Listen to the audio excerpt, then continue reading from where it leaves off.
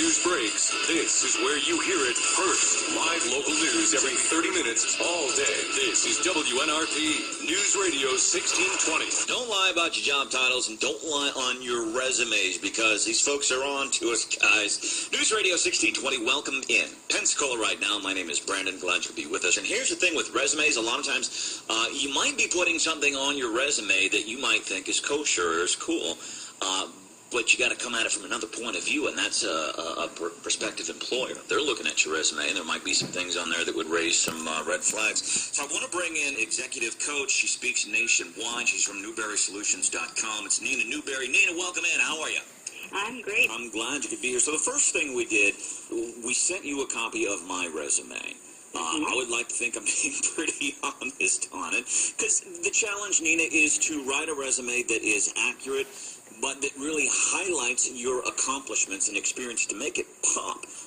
Did you see anything on my resume that might raise some red flags? Well, actually, your resume, I'd say, is pretty consistent in terms of really highlighting just the value and the skills that you bring. I think some of the language that you use grabbed my attention. Okay, like what?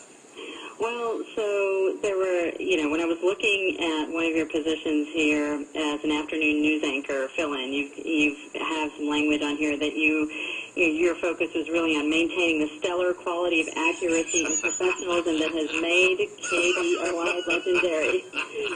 So, there is that element of really making sure that people understand your skills and the value that you bring, but there's also legendary. Wow, that grabs my attention. Stellar, that grabs my attention. So what's really going on here? It makes me want to ask some questions. So maybe it's a little much is what you're saying.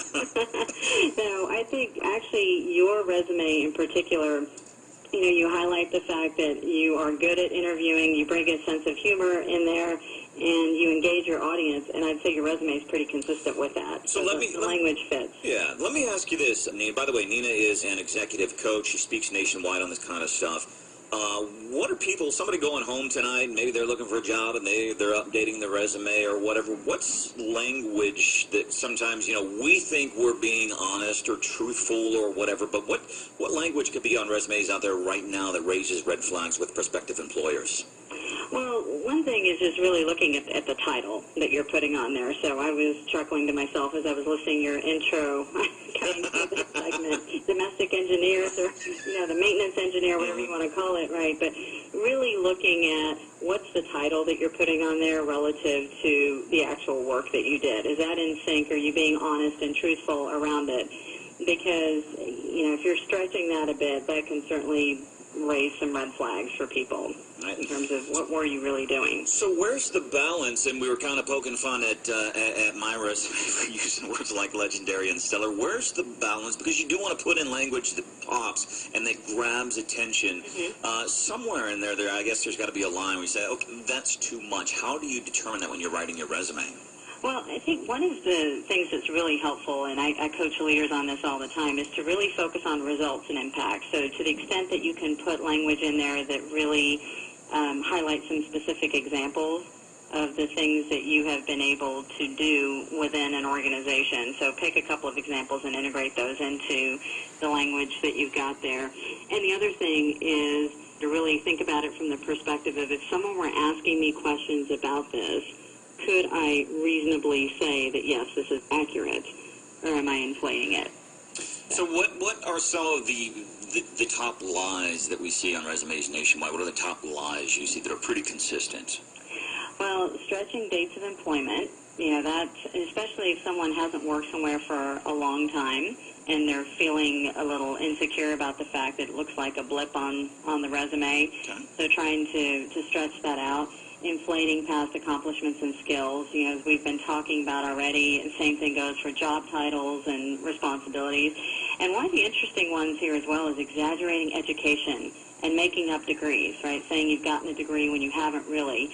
And it's interesting because this is at all levels, right? If you look at even just some executives that have been caught doing this, CEOs, CFOs, Yahoo, Bausch and Lomb, the dean of MIT. So it's not just your average Joe or Joanne doing this. This is happening, on a broader scale as well. And I wonder now if people know that, hey, these people are really checking now. It's something we need to get away from exaggerating or flat out lying. And it always, I'm guessing you must be amazed sometimes, Nina, when you see some of these lies. It's like, do you really think you're going to get away with that? I mean, I understand people are desperate for work, they're desperate for a good job, but you got to be amazed sometimes. You think, did you think you're going to get away with that? What happens is after you have gotten away with it for a little bit, and then it just stays on there, and you just kind of continue. And if someone's not really doing their due diligence, you can continue to get away with it for a while. A lot of times in that recruiting or interview process, people will make assumptions, especially if you've got a track record of working at some well-known companies, and if you have some contacts in common as well. They're just assuming that other people have done the due diligence before you, and not necessarily taking the time to just verify some of the facts that are on the resume and doing the homework that you should be. So that's one of the things that really impacts whether someone will continue doing it too.